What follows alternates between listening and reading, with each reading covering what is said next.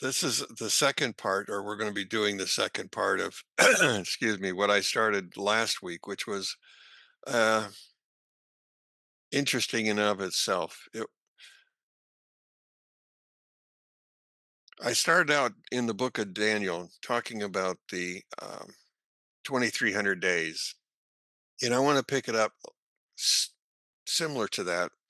But I first want to start out by talking about a rabbi that, uh, well, Mary and I used to listen to quite often, and that was Rabbi Pinkus Winston.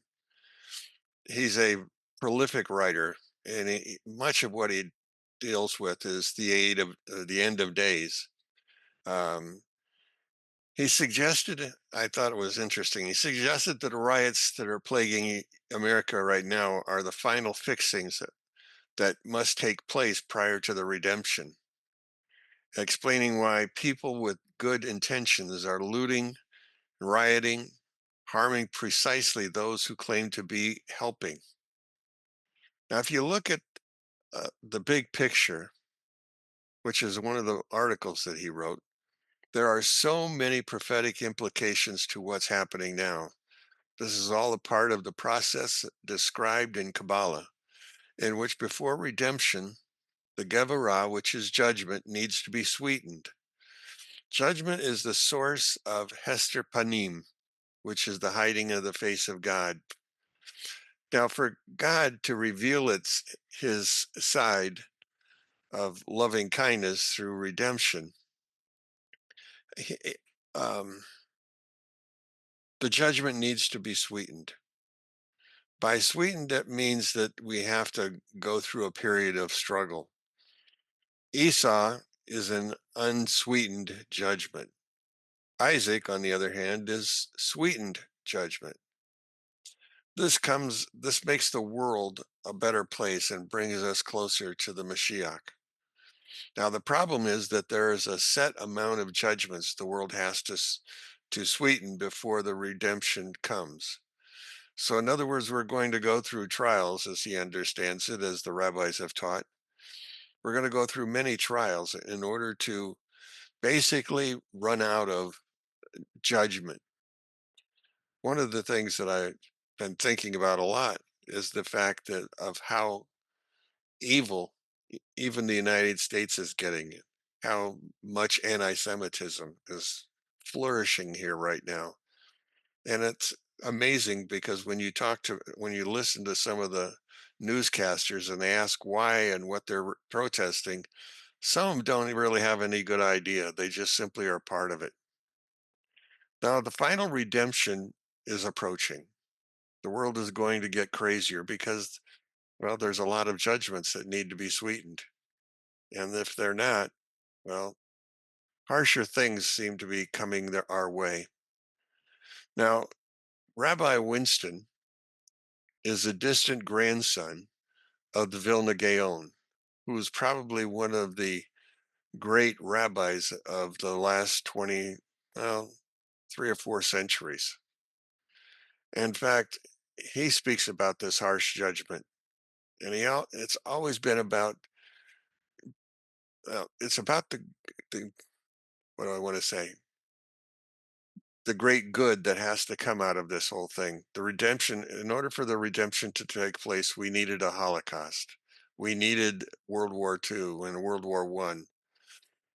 We had to get to Israel in 1948, and the only way we could get there was to pass through the Holocaust. And so that's one of the garments of judgment that we've worked our way through. That's the beginning of the sweetening. Now, sweetening brings with it merit. And so all these Gevarot, all of these judgments that we're, well, actually going through right at this time have taken many years. And we're reaching a point of needing a complete fixing, which is what will happen in the not too distant future. Also, the Vilna Gaon also noted that this was one of the functions of the pre-Exodus plagues in Egypt to use up the last bits of judgment before redemption could take place at Mount Sinai. Now, Mount Sinai, if it had been totally effective, Israel would have already been walking into the promised land. There wouldn't have been a 40-year hiatus. Everything would have happened. Now, the worrying escalation in military tensions that are going on all around us. The Vilna Gaon, he had a prophecy way back in the 18th century. Then he was a rabbi in Lithuania and was leading many people. In fact, he tried to leave Lithuania twice to go to Israel because he understood that they were beginning the process of the last day. And by last day, I mean the earth, according to Rabbi Gaon, had to, we have 6 days or 6,000 years are predicated on this planet.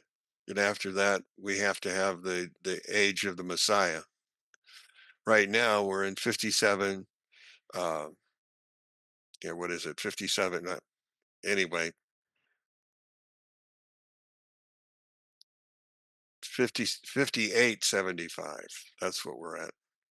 And he's indicating that he was reaching the end. And he said, before this happens, he said what we had to have was a war between the Russians and the Ukrainians and their fight over the city of Crimea. Well, to the rabbi, that was a significant event because of his location. He goes on to say, and when you hear that the Russians have reached the city of Constantinople, which is today Istanbul, you should put on your Shabbat clothes and don't take them off because it means that the Messiah is about to come any minute. Now, obviously, Putin has already annexed the Crimean Peninsula, and he did that back in 2014 after he had a civil war that had broken out in which he reconfiscated the Donbass region, which was eastern Ukraine. Now, Russian forces have not yet entered into Constantinople, but at the same point in time, the conflict with the Turks is not that far off because when Turkey was trying to deal with the Kurds in northern Syria, their incursions into that region also ran into the Russians because the Russians were occupying much of that area. So there have been skirmishes. Maybe the skirmishes need to get bigger. Well, anyway, Rabbi Winston believes that there's an alarming rate of what's going on in Eastern Europe that's going to lead to the Gog and Magog, and that's his what he spends his time on. So the Vilna Gaon believed that the war between Turkey and Russia would be the predictor of the war of Gog and Magog. But I want to go a little bit a different way because there's so much in prophecy. So I want to go to Isaiah chapter 28 and verses 9 and 10. Whom shall he teach knowledge? And whom shall he make to understand doctrine? Them that are weaned from the milk and drawn from its breast. For precept upon precept, precept upon precept, line upon line, here a little, there a little, the word of God is built. Now, when he talks about milk, they're talking about the simplicity of the word. In other words, it means what it says. But to be drawn from the breast means that you're already maturing and you are looking beyond the simplest of the text. Often we read passages that are really straightforward and we understand the simple meaning of the text. But so often, an additional point is to find, well, something different, but yet it goes along with exactly what the story was about. So, take for instance, very well then, with foreign lips and strange tongues, God will speak with his people. Now, we could simply say that it's just conversations, but uh, if we go and take it further back all the way into the book of Deuteronomy, it says in Deuteronomy 28:49, the Lord will bring a nation against you from far, well, from far away, from the ends of the earth, and like an eagle swooping down, a nation whose language you will not understand.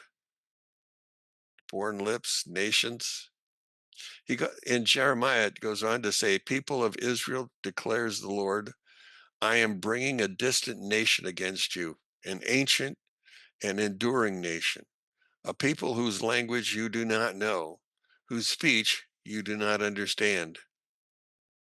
Now, there's a lot of other scriptures that have similar thoughts or similar bents, but it speaks to the fact, especially using Deuteronomy, it speaks to the fact that what we have here is an understanding that there's more to it than just simply line upon line.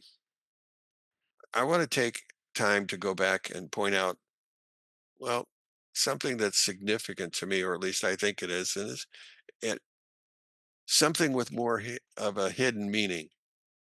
In Deuteronomy chapter 29, verses 26 to 27, we read, they went off and offered other gods, bowed down to them, gods they did not know, gods he had not given them.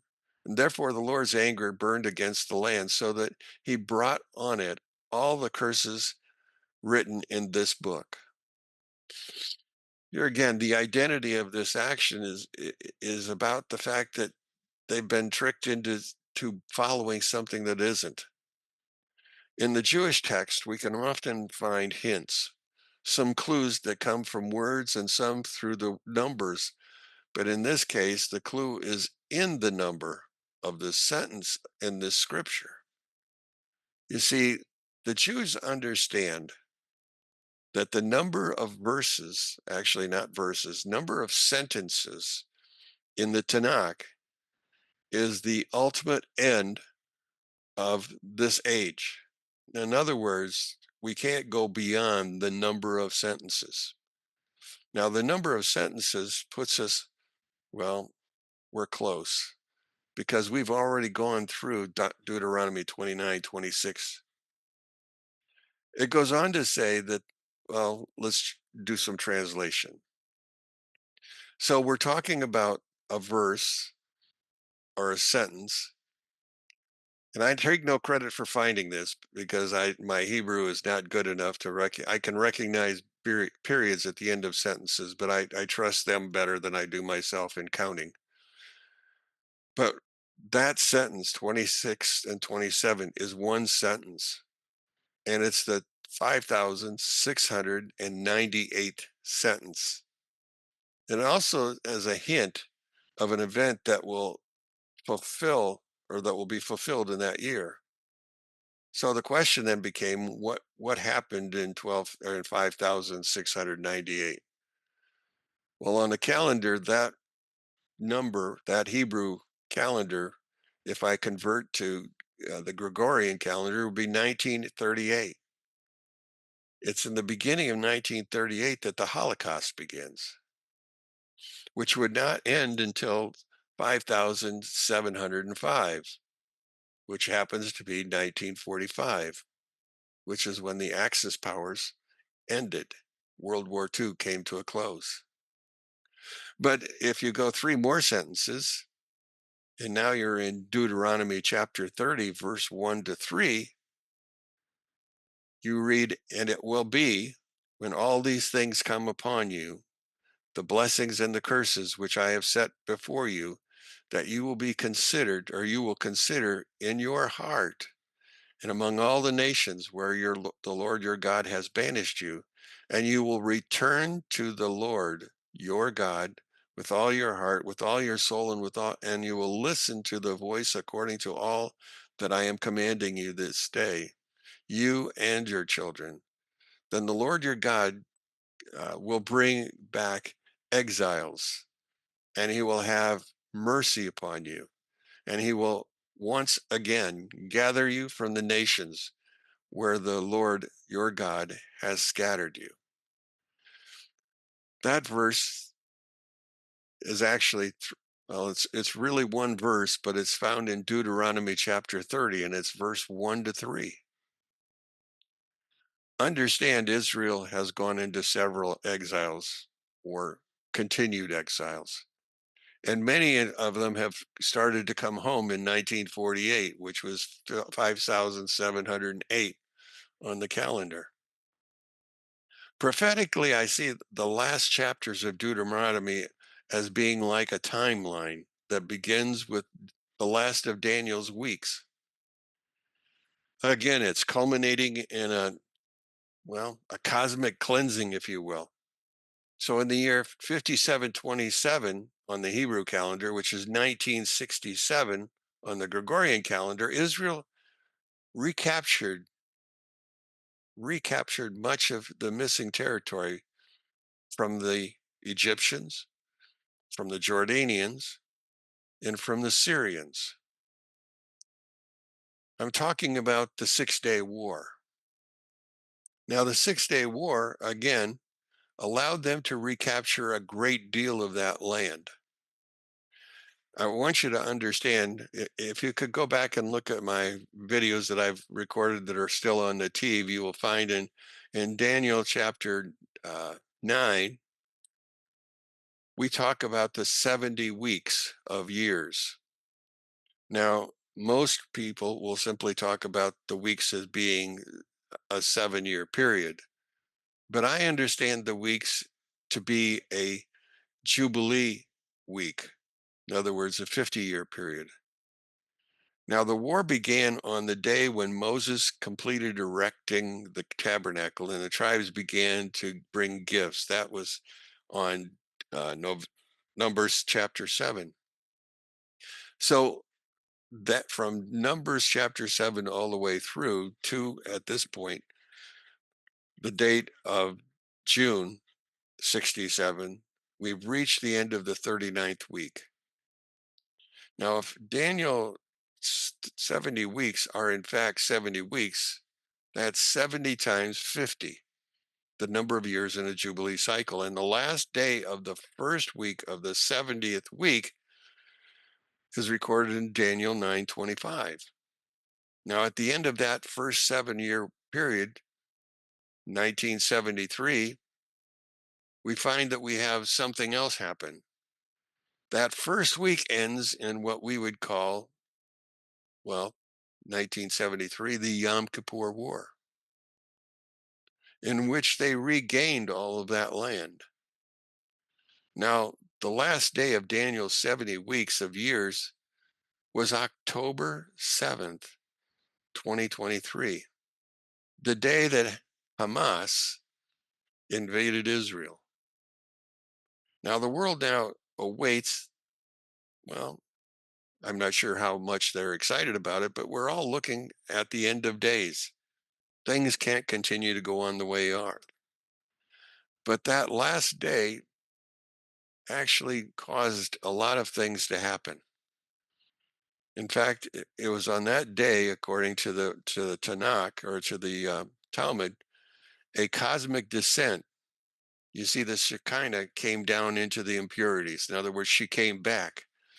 We watched in the book of Ezekiel her leaving the temple. But according to the writings, she's now reached the point where she's returning and she's now living in the midst of the impurities like we are. Now, the suffering of the righteous, or the hidden sparks that are trapped in the evil husks, well, that's becoming exposed. Now, we should expect from now on a great turmoil or some sort of desecration, possibly spiritual, possibly moral, possibly geopolitical, or all three, actually. Now, the completion of the long exile that we would expect would culminate with the purification process, but purification requires burning. It requires a return to unity before the final building of the sanctuary. Now, I don't want to change too many bubbles, but the idea of the sanctuary does not necessarily speak of a building. It can mean a spiritual structure. We already know there's one that's in heaven, and there will be one eventually on the earth. But there's also the point of the human heart awaiting purification in the days of the Messiah. God told us in Exodus 25:1 that the people were to build a physical structure, not some hold that he wanted, or not some hole that he wanted the structure that he would could dwell in. But the Hebrew uses another word regarding this dwelling. He wanted to dwell betokam, in them, not with them, but in them. If you were reading this as I do, we are drawing near to the end. There will be a catalyst event that will lead mankind to the final purification of our sanctuaries, which may be literal, it may be a temple, it may be metaphorical, it may be humanity, and or it may be divine order. The ultimate cleansing is part of the end of days when death, or when divine truth is going to be revealed and justice will be restored. This is the consistency of the themes of Daniel 10 to 12.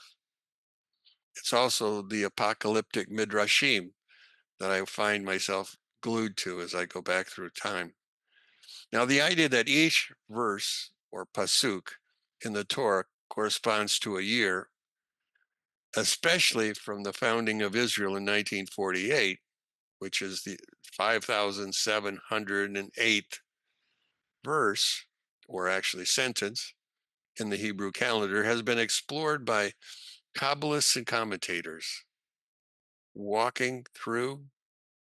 Now, the mystical teaching is often attributed to Rabbi Meir Kahana or Rabbi Shimon Shmai or other mystical inclined readers or rabbis, drawing on earlier ideas. You see, we see in reading, we say that the newer readings are the better readings. Well, in Hebrew, that's the opposite. The wisdom is found in the older texts, and they draw it forward. When we look at it, we have to understand then that what we're trying to do is take the older text and place within it what's actually happening. What can we see with our eyes?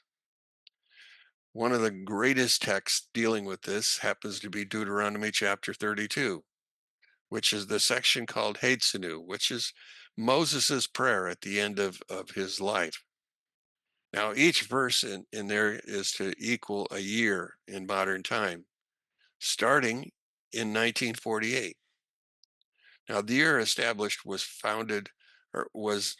established a long time ago then, if we understand the text correctly. The Song of Hatsinu has 30 or 43 verses.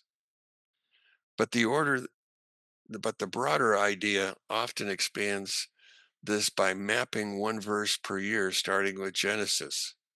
So if we're doing that, we can continue to narrow it down until we reach, well, expand it, I guess, until we reach the end. And we already know about the 6-Day War, Holocaust. We know about Yom Kippur.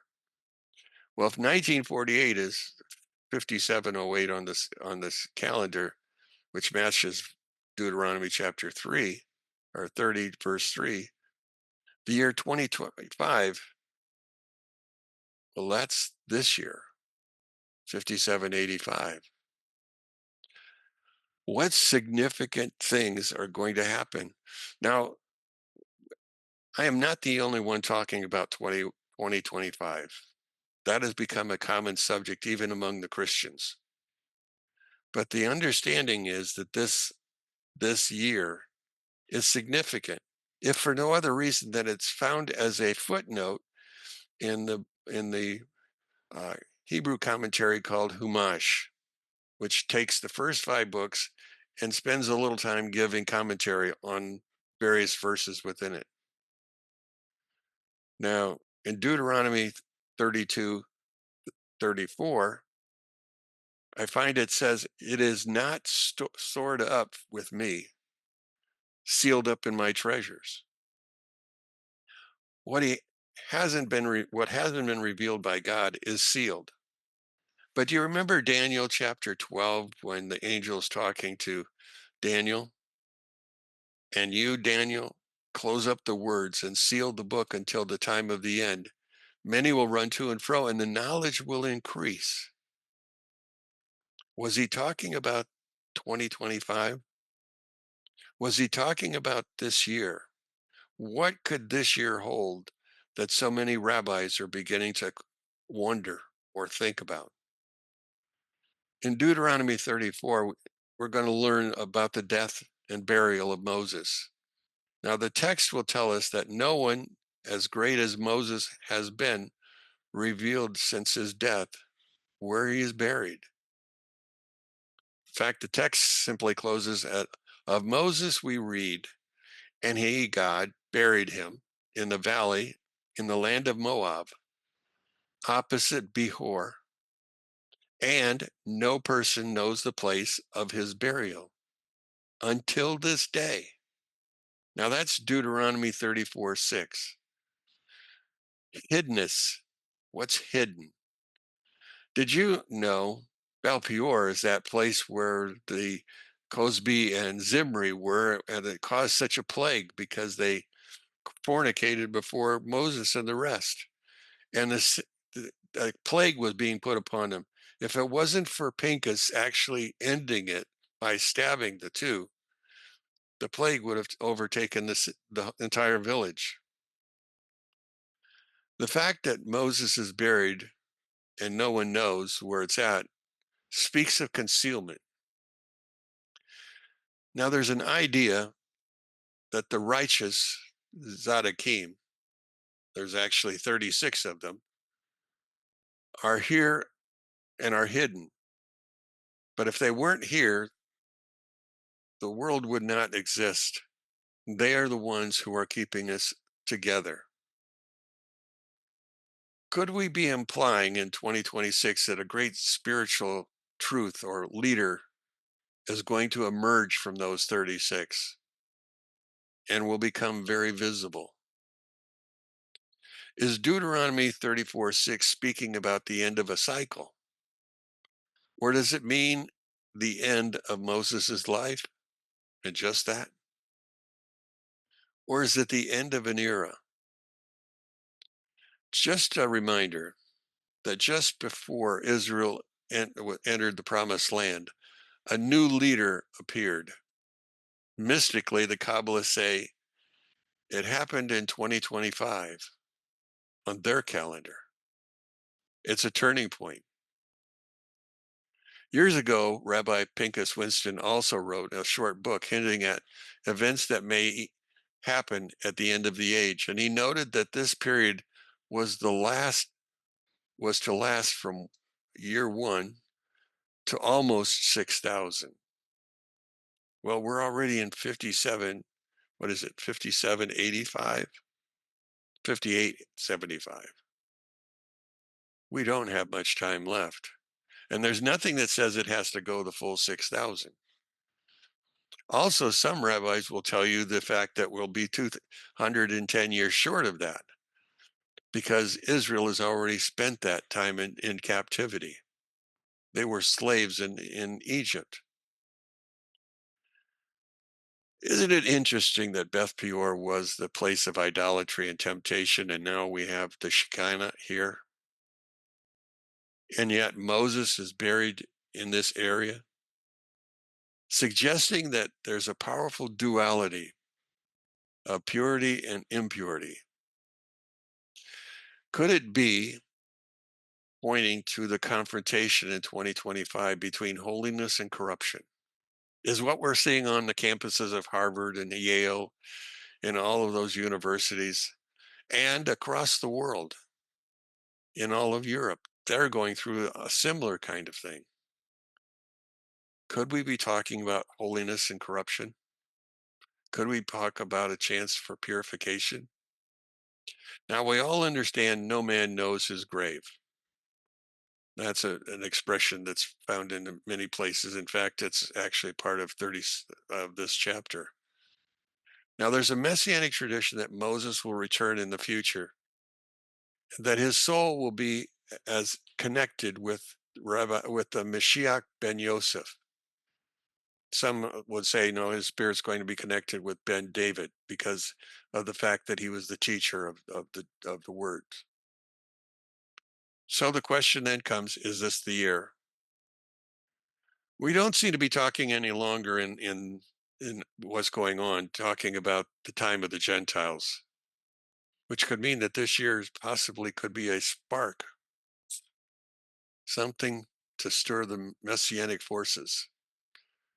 Now, could we look through the lens of hidden holiness?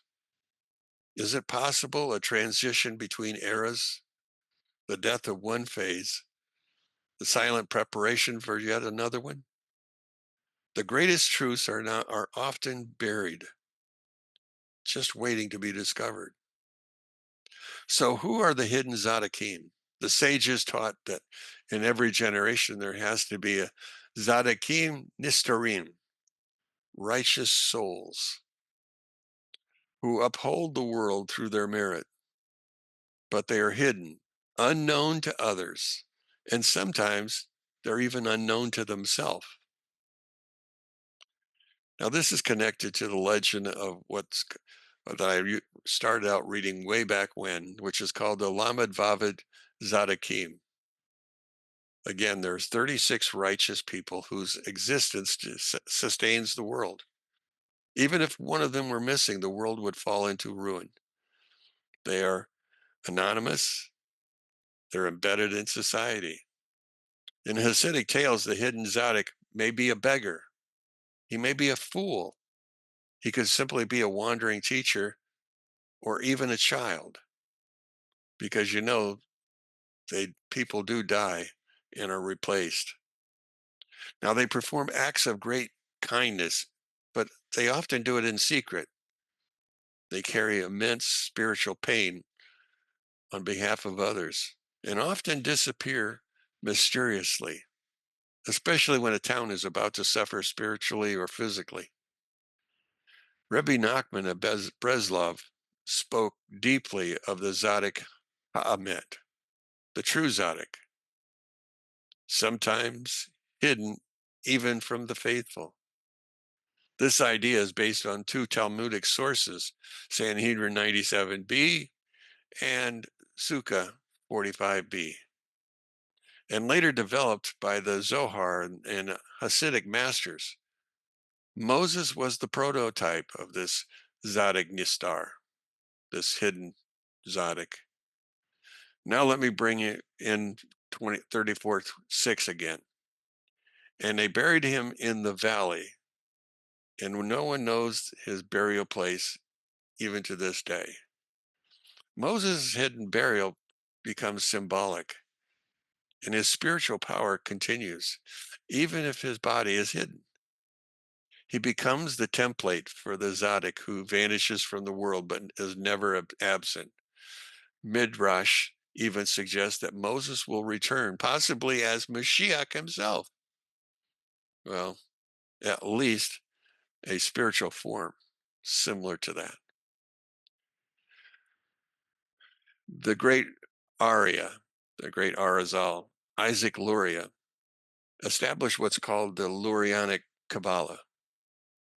The Zadok, he says, is the channel between worlds, especially between the level of Yesod, which is the foundation or the secret level, and Malkut, which is the level of the kingdom, what we're living in.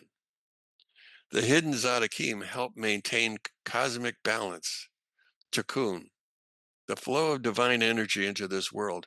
An example of this is found in the angel called Metatron, which I want to talk about next week, which is understood to be the soul of Enoch. Now, I've talked about this before, but I have a lot of information I want to add to that because it is very significant in what's going on. He ascends and becomes a heavenly scribe and an intermediary for the people. And sometimes there's even described as partially aware of their mission, but withheld from full revelation until the time of crisis or redemption draws close. Now let's go back to 34:6 for a second. 34/6 is 5785 this year. We learned that he was buried, they buried him in a valley in the land of Moab, and no one knows where his grave is to this day. Is that the meaning of 2025? The world could be standing at the edge of a great revelation? Or is a Zadok acting in secret, sustaining, preparing, holding back judgment? Could it be that perhaps we are being called upon to become like a Zadok, serving, praying, mending, quietly waiting faithfully without recognition? Now, there's a long-standing tradition that Messiah himself is one of the hidden Zadokim, or will be the one of the hidden Zadokim, who is even now suffering in silence, like the lepers at the gates of Rome, according to Sanhedrin 98a. In chapter 12 of Numbers, you remember Miriam confronted Moses about his personal affairs and his unkept business with his wife. Now, as a result of this public embarrassment, she was afflicted with leprosy and became white as snow. Now we know that eventually she was healed. But strangely, there is one more important figure that is said to be afflicted with leprosy, and for this person, the reason appears inexplicable. In the Talmud, again, excuse me for a second, in the Talmud in Sanhedrin 98a, recounts this statement. Rabbi Yehoshua ben Levi met Elijah the prophet by the entrance of Rabbi Shimon bar Yochai's tomb, and he asked him, "When will the Messiah come?" Now Elijah responded, "Go and ask him yourself." "Well, where is he?" "Well, he's at the entrance of Rome." How will I recognize him?"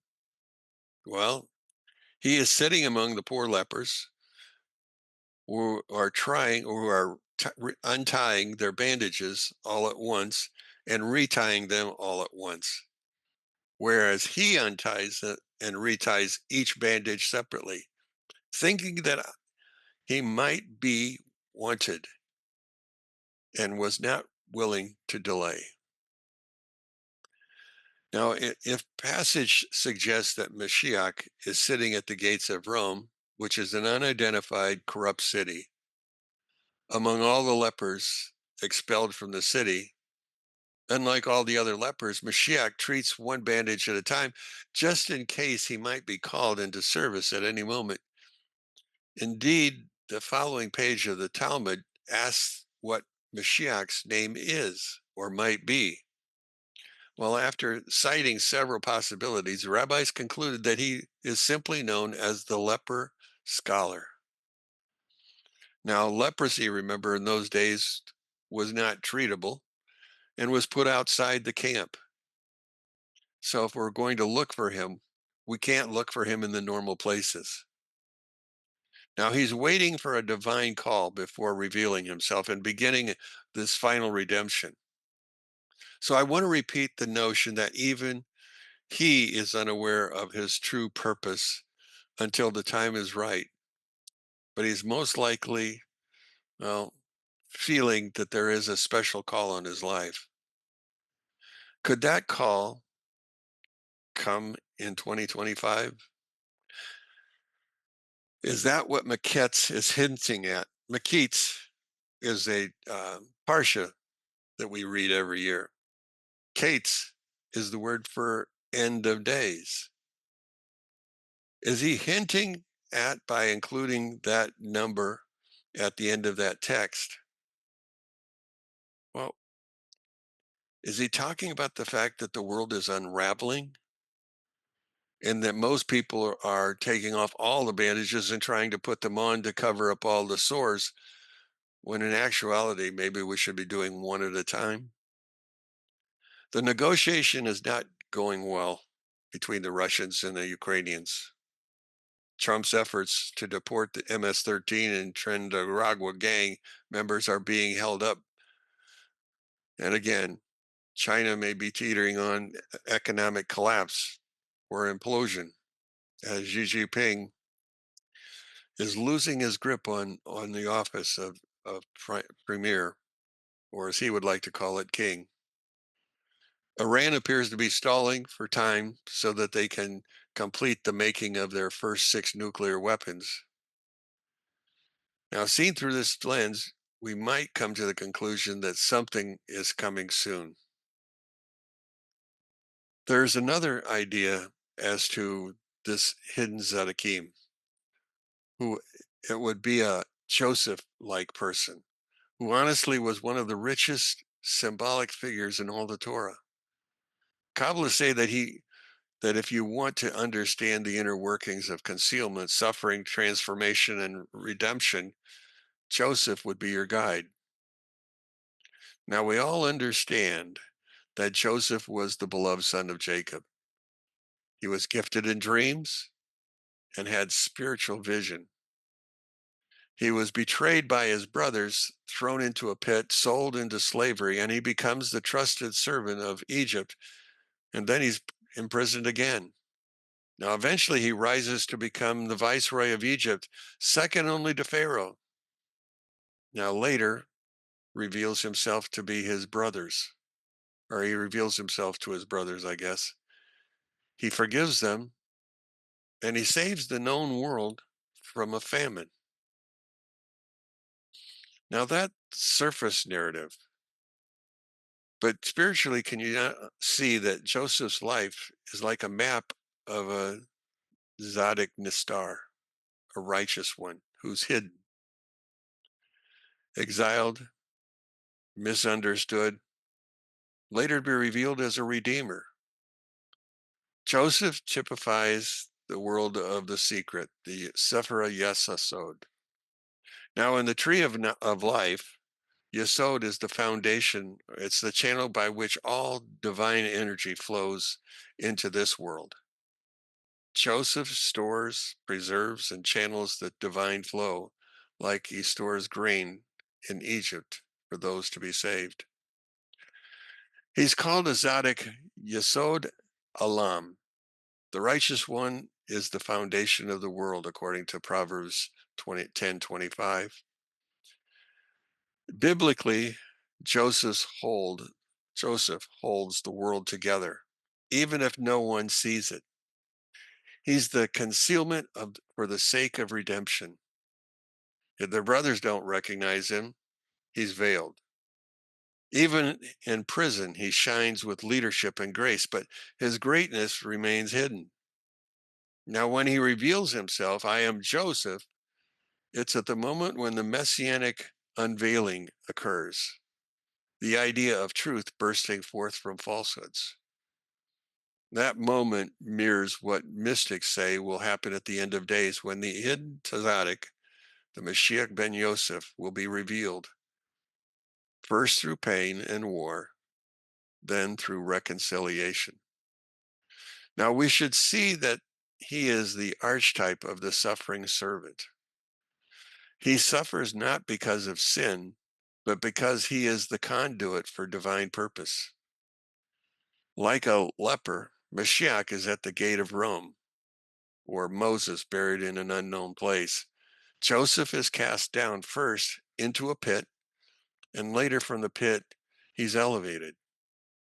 Now, this pattern shows up again and again: suffering, exile, inner transformation, exaltation.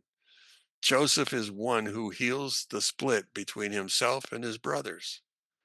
His forgiveness is messianic. He's not just reconciling a family with, uh, but repairing the unity of Israel. This anticipates Mashiach ben Yosef's mission to gather the scattered, heal the divisions, and prepare the vessels for the light of the Messiah ben David.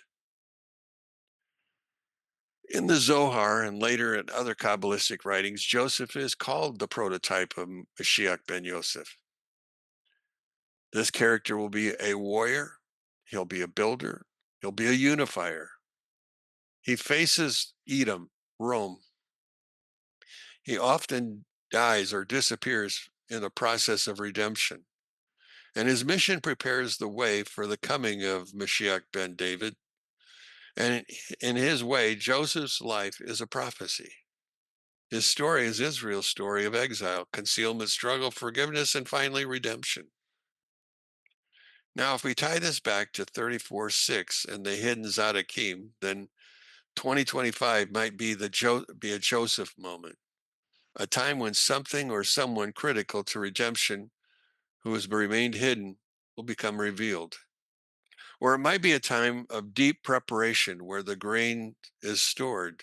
Spiritual resources are building beneath the surface. Remember that it took 7 years that they were gathering grain before the 7 years of famine. Now it could also include a time, well, be a time to act like Joseph. We can now serve. We can forgive radicals and even prepare for the exile. Beautiful. Well, let's follow a current.